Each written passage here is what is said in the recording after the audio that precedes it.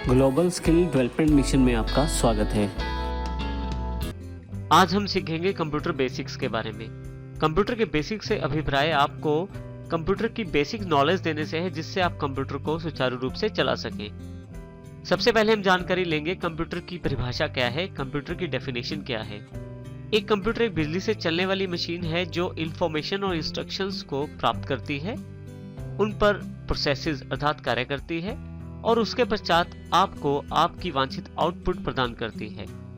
ये आउटपुट आप संभाल के भी रख सकते हैं, अर्थात कंप्यूटर में स्टोर कर सकते हैं, जिसका प्रयोग आप बाद में भी कर सकते हैं। अब हम बात करते हैं कंप्यूटर कंपोनेंट्स की। कंप्यूटर मुख्यतः दो कंपोनेंट से मिलकर बना है। सबसे पहले कंप्यूटर हार्डवेयर और दूसरे नंबर पे है कंप्यूटर सॉफ्टवेयर। सबसे पहले हम कंप्यूटर हार्डवेयर की बात करते हैं। कंप्यूटर हार्डवेयर से अभिप्राय सभी इलेक्ट्रॉनिक और फिजिकल पार्ट से है, अर्थात कंप्यूटर के सभी वो भाग जो बिजली से कार्य करते हैं और साथ ही जिनको आप छू सकते हैं, वो सभी भाग कंप्यूटर हार्डवेयर कहलाते हैं। इसी तरह से हमारे पास, यदि हम यहाँ इस पिक्चर में देखें तो हमारे पास काफी तरह के कंप्यूटर हार्डवेयर के पार्ट्स दिखाए गए हैं, जिनका अलग अलग प्रकार का कार्य रहता है। कंप्यूटर हार्डवेयर में सबसे पहले हम बात करते हैं इनपुट डिवाइसेस की। वो डिवाइसेस जिनसे आप कंप्यूटर को कमांड्स दे सकते हैं, इंस्ट्रक्शंस दे सकते हैं, उसे हम इनपुट डिवाइसेस कहते हैं, जिनमें सबसे पहले है कीबोर्ड। कीबोर्ड एक मुख्य डिवाइस रहता है जिससे आप टाइप करके कंप्यूटर को कमांड्स दे सकते हैं। इसी तरह से माउस में आपके पास तीन प्रकार के बटन रहते हैं, लेफ्ट क्लिक, राइट क्लिक और स्क्रॉल बटन। इन तीनों बटन्स की सहायता से भी आप कंप्यूटर को कमांड्स दे सकते हैं। तीसरे नंबर पे हमारे पास अवेलेबल है जॉयस्टिक। कंप्यूटर गेम्स खेलने का सबसे अच्छा माध्यम रहता है जॉयस्टिक के द्वारा गेम्स खेलना। कंप्यूटर में आप गेम्स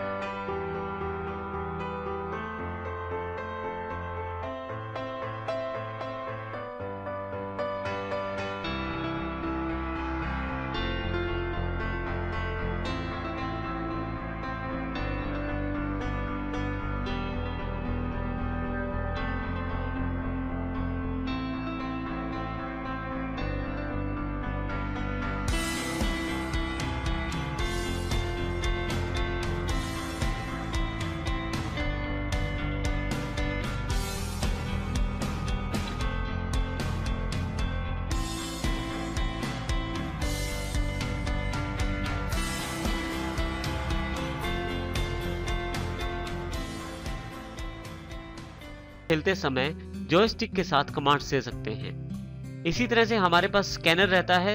स्कैनर जिसका प्रयोग हम डॉक्यूमेंट्स और इमेजेस को स्कैन करने के लिए करते हैं, जिससे कि वो डॉक्यूमेंट्स और इमेजेस हमारे पास कंप्यूटर में अवेलेबल हो जाती हैं। अगली डिवाइसेस हमारे पास हैं आउटपुट डिवाइसेस के रूप में, जिसमें सबसे पहले हमारे पास एलसीडी, एलईडी या मॉनिटर, जिन पर कंप्यूटर अपनी आउटपुट प्रदान करता है। इनमें पिक्चर के रूप में आउटपुट प्रदान की जाती है, जिसमें मुख्य शामिल है एलसीडी, एलईडी या मॉनिटर। उसके पश्चात हमारे पास प्रिंटर अवेलेबल रहते हैं, जिन पर प्रिंटेड आउटपुट प्रदान की जाती है, अर्थात पेपर पर एक प्रिंटेड आउटपुट दिया जाता है। जैसे कि आप बायोडाटा निकलवाएं या कोई लेटर या एप्लीकेशन टाइप करके उसका प्रिंट निकलवाते हैं, तो वो प्रिंट प्रिंटर के द्वारा प्रदान किया जाता है। इसी तरह से यदि आप सॉन्ग्स यानी कि गाने सुनना चाहते हैं, तो उसके लिए स्पीकर का प्रयोग किया जाता है कंप्यूटर के द्वारा। तो स्पीकर के द्वारा जो ऑडियो आउटपुट है वो आपको दी जाती है। अब हम बात करते हैं कंप्यूटर सॉफ्टवेयर के बारे में। कंप्यूटर सॉफ्टवेयर वो प्रोग्राम होते हैं जिनके द्वारा कंप्यूटर को कमांड्स दी जाती हैं। उन कमांड्स के आधार पर कंप्यूटर कार्य करता है।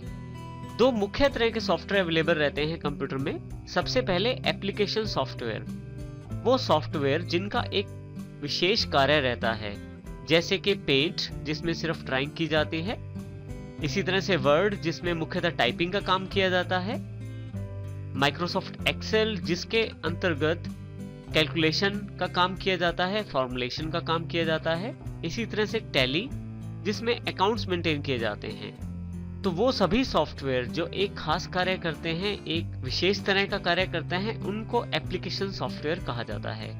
दूसरे तरह के सॉफ्टवेयर हमारे पास उपलब्ध रहते हैं ऑपरेटिंग सिस्टम के रूप में। वो सॉफ्टवेयर जो पूरे कंप्यूटर को कंट्रोल करते हैं, मैनेज करते हैं और कंप्यूटर के सभी रिसोर्सेज का पूरा प्रयोग करने के लिए जिनके पास अधिकार रहता है, उस सॉफ्टवेयर को ऑपरेटिंग सिस्टम कहते हैं। ये बिल्कुल इसी तरह से है जिस प्रकार से एक स्कूल में बहुत सारे टीचर्स रहते हैं, हर टीचर अलग सब्जेक्ट पढ़ाता है।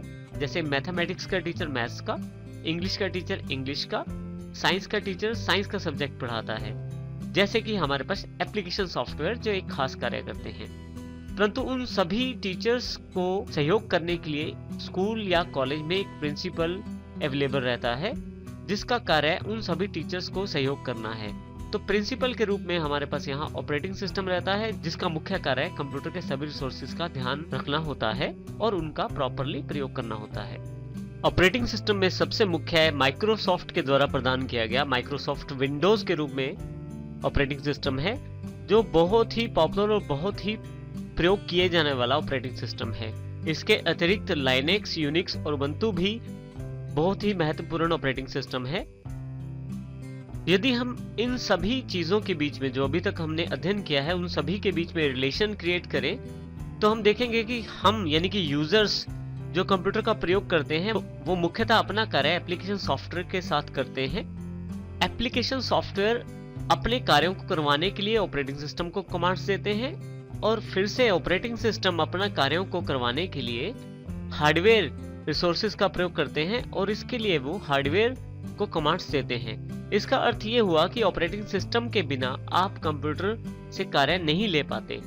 तो सबसे पहले कंप्यूटर में एक ऑपरेटिंग सिस्टम होना चाहिए, उसके पश्चात आप उसमें एप्लीकेशन सॉफ्टवेयर डाल सकते हैं और ऑपरेटिंग सिस्टम ही वो माध्यम है जिसके द्वारा हार्डवेयर से कार्य लिया जा सकता है।